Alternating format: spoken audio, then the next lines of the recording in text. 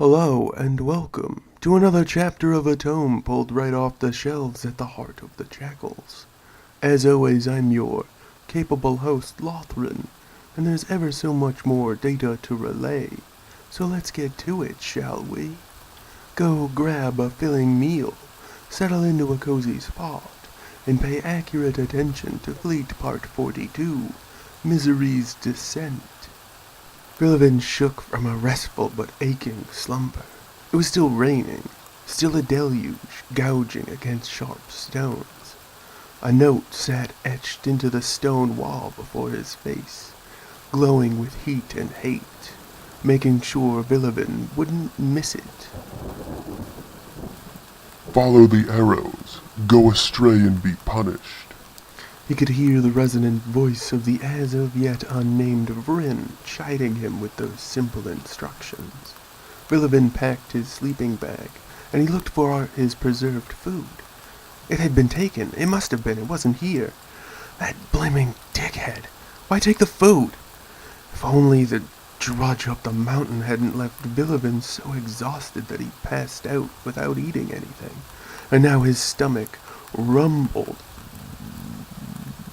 for a meal to break his fast. There was nothing for it. Vilivin hefted his pack and kept himself aware of all of his footfalls in this drenched, downtrodden, debased world the Vrin seemed to prefer. The arrows were simple enough to follow. Markers emblazoned and glowing, various pulsating hues, typically etched into the very rock faces that Vilivin scrambled upon. Then he came to the first problem, a sheer cliff. Water trickled off its edge as the constant storm abated slightly. Good weather again. Sweet. Funny how a tiny shift in experience alters your perceptions of the world around you. Ah, there it is. The arrow was on the cliff itself, pointing straight down.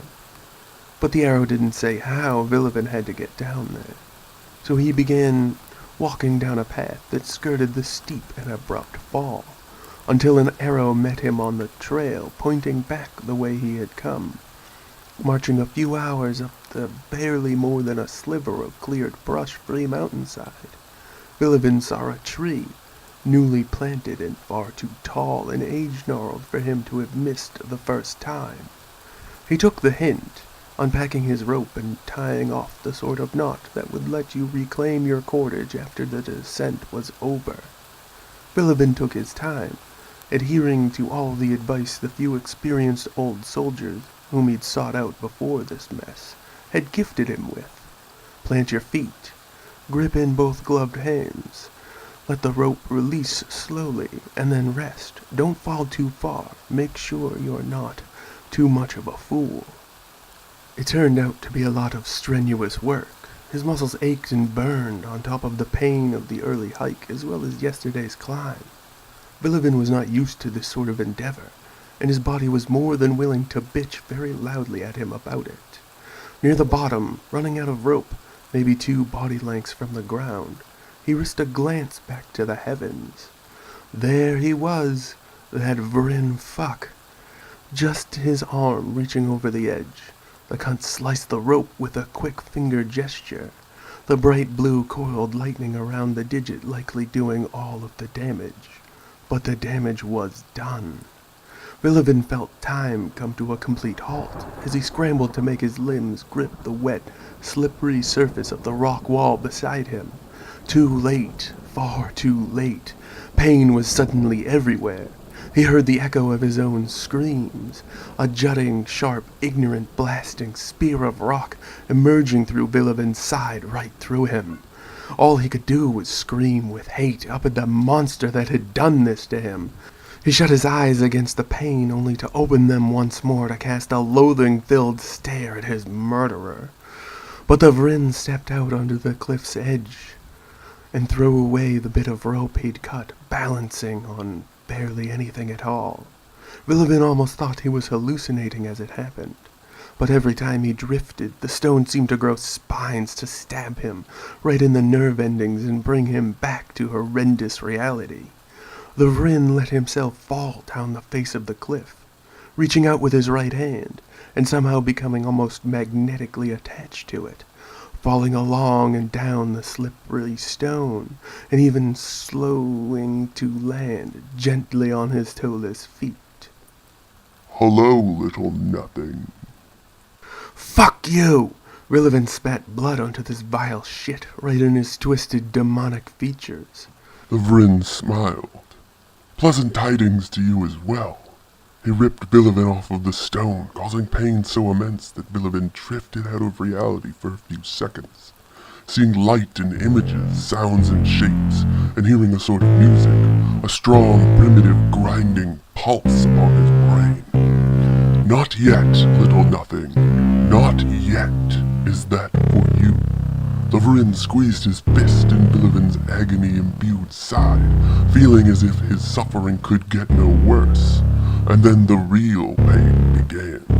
The little blue lightning shot into his flesh, waking it up and forcing it to heal back the way it had been.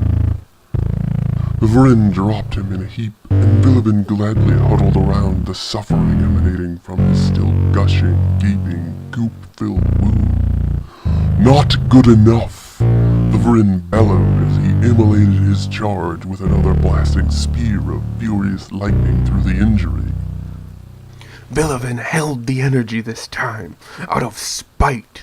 He gripped it with his hatred, clutched it through the torment, just to have something to take from the monster. The Vrin laughed out loud. Finally, a speck of resolve in this pitiful little nothing. Glorious triumph upon all the smiles of Arlo. Don't you dare use Arlo's name, you fucking filth! Vilivin grabbed the burning ember of energy in his body, twisting it in his hands and hurling it at the foe above him. A minuscule thread of radiant neon green energy slammed into the chest of this vile bastard above him. The Vrin looked stunned. The odd pair of flexible black horns curling to hug the top of his long, peaked, hairless head. His giant, angled, glass-like eyes with their triangular golden pupils sitting in an ocean of purest, abyssal black. The Vrin smiled, ear to ear, grinning with gregarious glee. He bent onto his haunches, gazing into Vilivin's eyes. I am Orak. It is a pleasure to make your acquaintance. Nothing. At least he wasn't little anymore. And then the pain came rushing back, like all the tides of all the oceans in existence, flooding back to a single shore. Vilivin had no choice but to be swept away by the surge. No amount of struggle would ever do against such unfathomable, energetic forces wrought upon his mind, body, and spirit all at once. And so it is. Our time together has once more come to a close. I hope each and every one of you enjoyed the tale as much as I have the telling of it. As always, I've been your calculated host, Lothran, and this was Fleet Part 42, Misery's Descent, another tale right from the heart of the Jakuls. And now, sadly, so sadly, we must once again part ways.